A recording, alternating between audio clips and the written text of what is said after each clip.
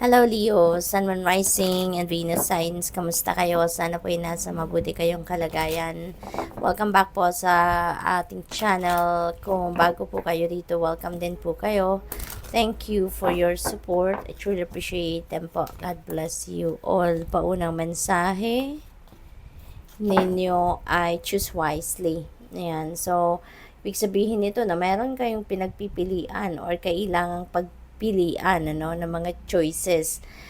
Probably, pagpipilian ninyong lugar na pupuntahan, maaring ganon. Ang napipick up ko dito, baka meron kayong travel plans at maaring sa ngayon, may mga pinagpipilian kayong lugar kung saan kayo pupunta. Baka pasyal yan or baka mag-a-apply kayo for abroad, maaring ganon. Work abroad or baka magma-migrate kayo sa ibang bansa. So, maybe you are choosing, kung anong lugar, kung saang bansa, yung ganon. This could also be, opportunities. No? Baka merong opportunities na dumating at ayan ang pinagpipilian din ninyo. Kaya ang advice sa inyo rito, choose wisely. Okay?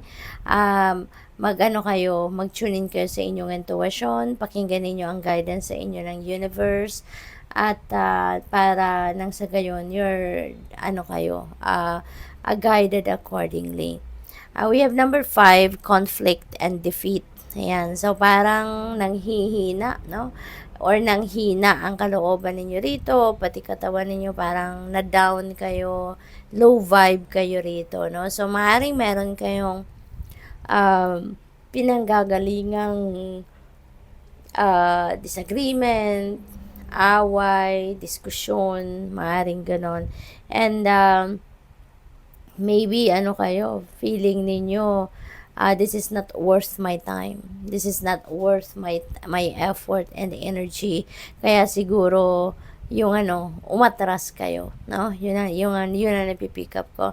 Sometimes then, 'di ba? Yung pag-atras natin, it doesn't mean na talo tayo sa diskusyon, talo tayo sa opinion, 'di ba? Sometimes yung pag-atras natin is because we are preserving our sanity, we are preserving our peace, 'di ba? Kasi kung mas lalo pang makipagdiskusyon, mas lalo pang makipag-away, baka mas lalo kayong mapasama, 'di ba?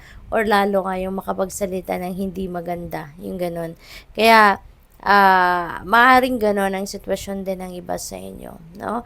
It could be also na dito umatras na kayo kasi alam nyo nang wala kayong panalo, 'di ba? Lalong-lalo na kung ang kadiskusyon ninyo or yung kausap ninyo, alam mo yun, may sariling mundo. Alam mo yun, yung closed-minded, 'di ba? Sa mga taong ganon, wala tayong ipapanalo diyan, no? Kung kumbinsido sila sa kung ano naiisip nila, no?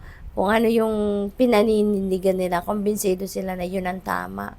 At mahirap kausap ang mga ganun tao.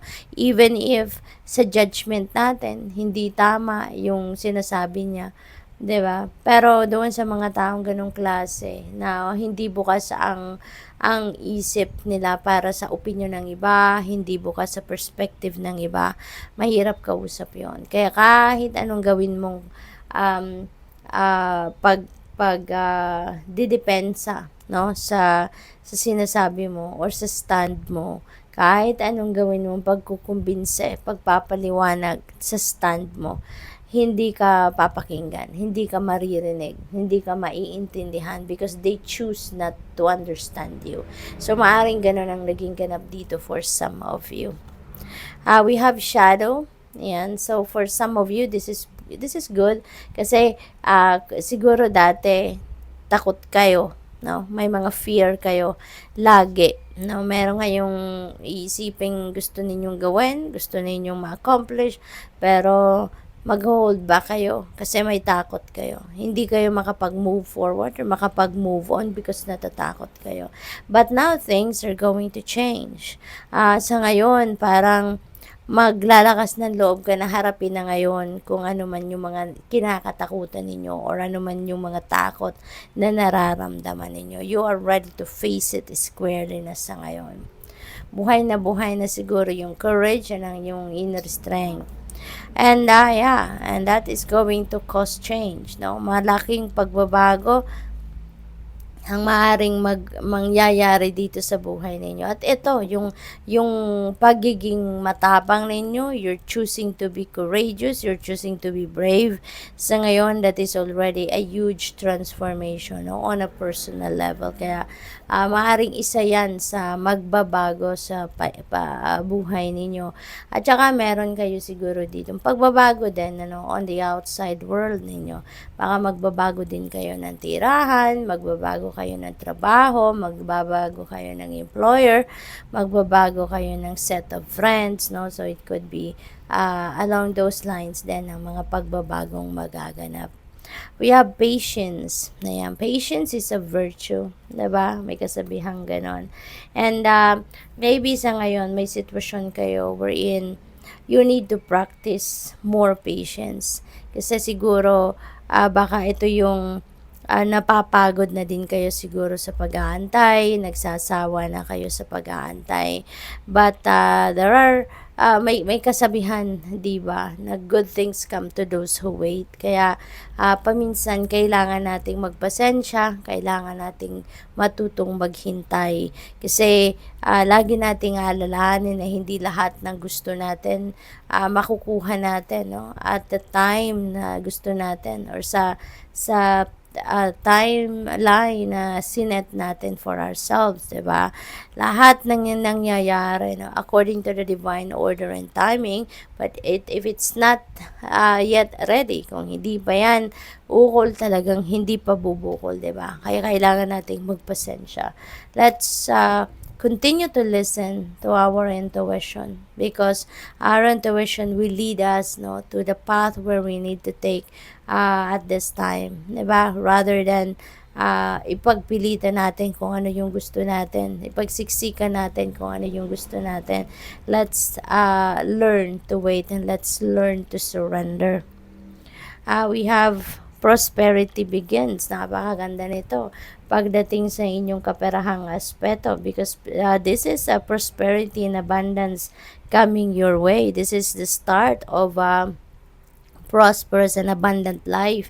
Leo, magsisimula ka ditong mag-ipon, makakapagsimula ka ditong mag-save for your rainy days, makakapagsimula ka ditong mag-save for your retirement, magsisimula ka ditong baguhin for the better yung inyong financial landscape because of the finances, kaperahan na maaaring dumating sa inyo dito.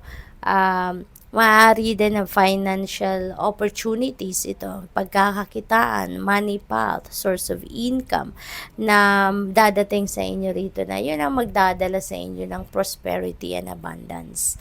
What else? We have number 7, patience and planning. Ayan. So, patience dito. So, siguro ang iba sa inyo dito, Leo, you are in a rush, nagmamadali ka na, or baka, yung parang, you're lacking patience siguro sa mga nangyayari. Kaya, may dalawa tayong patience card, no? So, this is, giving you a heads up. No, malakas ang panawagan sa inyo na kailangan mong magpasensya. Maybe din dito sa planning stage na ginagawa ninyo, siguro din yung parang nagmamadali din kayo siguro rito, no? Kaya parang nawawala na kayo ng pasensya, 'di ba? Baka meron kayong mga hinihintay dito na mga impormasyon, mga bagay-bagay na kakailanganin ninyo para dito sa kung ano man ang inyong pinagpaplanuhan, and maybe yun nga parang siguro nawawala na kayo ng ano rito, ng patience. But things are unfolding not according to our timeline or not according to our will, hindi ba? Laging may influence, no, ang Panginoon sa lahat ng ginagawa natin. Kaya kung hindi pa yan handa, hindi pa yan handang ibigay sa atin ng universe, kahit anong pagpipilit natin mangyari, ang mga gusto nating mangyari, hindi yan mangyayari, 'di ba? What else? We have number 8, trapped in fear. Ayan, so related sila, 'di ba? Ito yung sitwasyon ninyo. Ito yung current situation siguro ninyo, no? Natatakot kayo. Kaya siguro kayo nauubusan na ng pasensya kasi maybe you have